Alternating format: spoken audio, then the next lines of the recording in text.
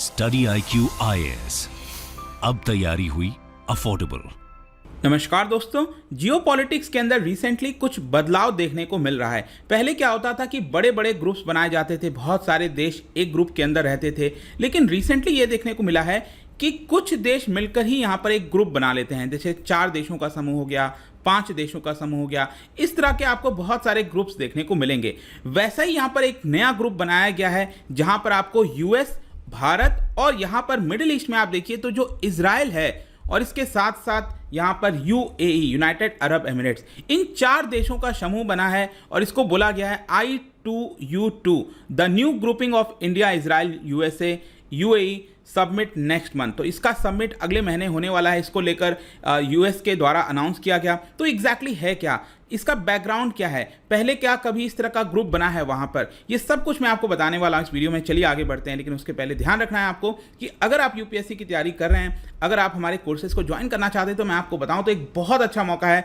Just 3-4 दिन बचे हैं आपके पास। 20 जून से पहला बैच स्टार्ट होने वाला है UPSC का। ये लाइव फाउंडेशन कोर्स होगा जहां पर हर एक वीडियोस आपको लाइव पढ़ाए जाएंगे। 900+ आवर्स ऑफ लाइव टीचिंग होगी। इसके अलावा यहां पर जो भी आपको फैसिलिटीज चाहिए जो आप क्लासरूम में लेना चाहते थे, वो अब आपको घर बैठकर मिलने वाला है।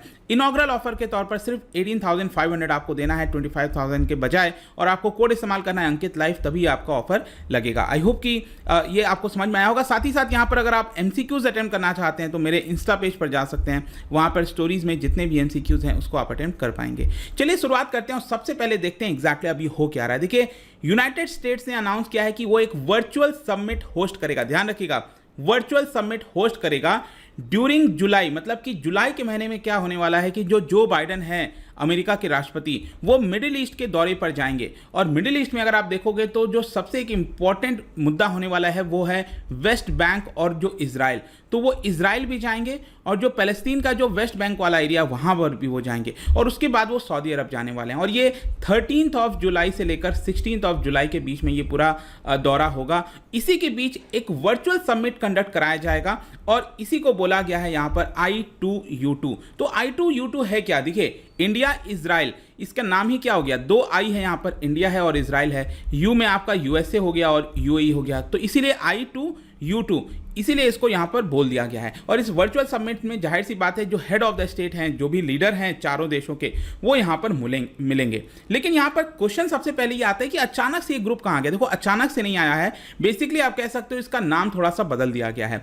अक्टूबर 2021 में एक बात कही गई थी regarding West Asia Quad. Quad तो हम जानते हैं कि एक अलग से चलता है, वो भी मैं आपको आगे बताऊंगा, लेकिन क्वाड में मतलब 4 होते हैं, तो 4 देश, वेस्ट एशिया क्वाड की बात कही गई थी।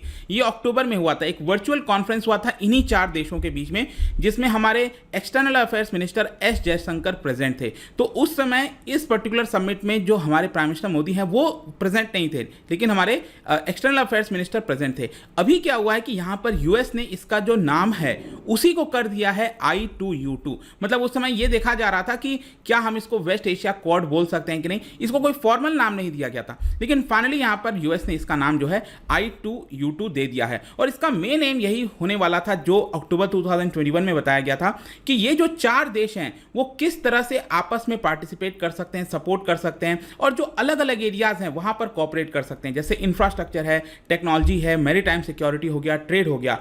कहने का मतलब यह है कि हर एक ये जो 4 देश हैं उनके जो स्किल्स हैं उसको आइडेंटिफाई करना, हाईलाइट करना, ताकि इंटरनेशनल प्लेटफॉर्म पर यहां पर एक प्रकार से बड़ी मात्रा में ये चारों देश सर्व कर सकें। और साथ ही साथ भारत के पर्सपेक्टिव से भी यहां पर जो पूरा जियोपॉलिटिकल प्रेजेंस है वो और ज़्यादा बढ़ जाएगा, especially from the West Asia perspective, क्योंकि वेस्ट एशिया में आपको पता है मुस्लिम मेजॉरिटी कंट्रीज आपको ज़्यादातर देखने को मिलते हैं। तो वहाँ पर अगर हमारा प्रेजेंस बढ़ता है तो डेफिनेट सी बात है कि हमारे लिए भी एक अच्छी खबर है। लेकिन यहाँ पर मैं आपको बताऊँ तो ये जो पर्टिकुलर ग्रुप है, और ज़्यादातर ग्रुप इस समय अगर आप देखोगे तो उसमें बाइडेन और US का बहुत बड़ा रोल हो रहा है। क्योंकि अगर आप देखोगे जब से जनवरी 2021 से बाइडेन प्रेसिडेंट बने हैं US के, तब से उन्होंने बहुत सारे इनिशिएटिव ले हैं इस तरह के डायलॉग से रिलेटेड, चाहे क्वाड हो गया with India, Australia, Japan, North Atlantic Treaty Organization हो गया, NATO आपने देखा होगा बहुत चर्चा हुई थी अभी रिसेंटली। इसके अलावा जो ऑलरेडी एग्जिस्टिंग ऑर्गेनाइजेशंस हैं उनके साथ जो पार्टनरशिप है उसको स्ट्रेंथन किया गया है उनके द्वारा।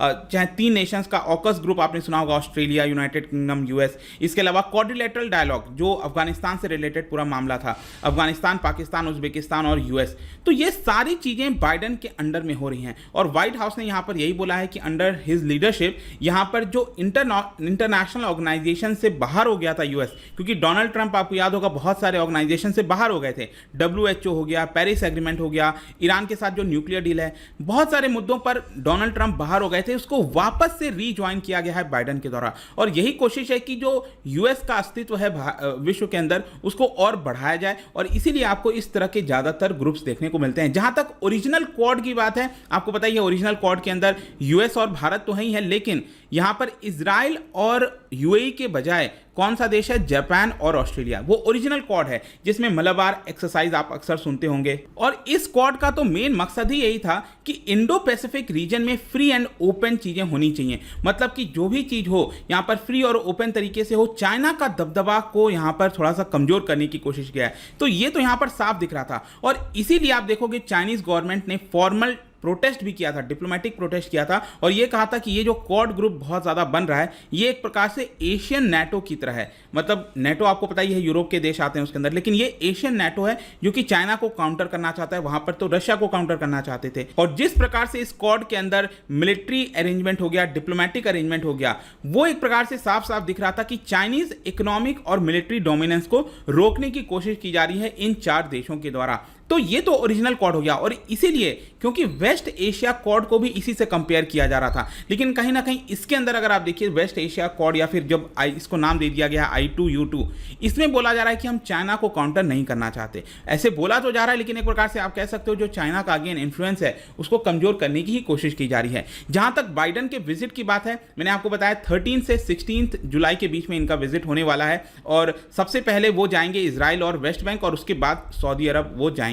और सऊदी अरब के शहर जेदा में वहां पर एक समिट होगा, ध्यान रखिएगा, गल्फ कोऑपरेशन +3।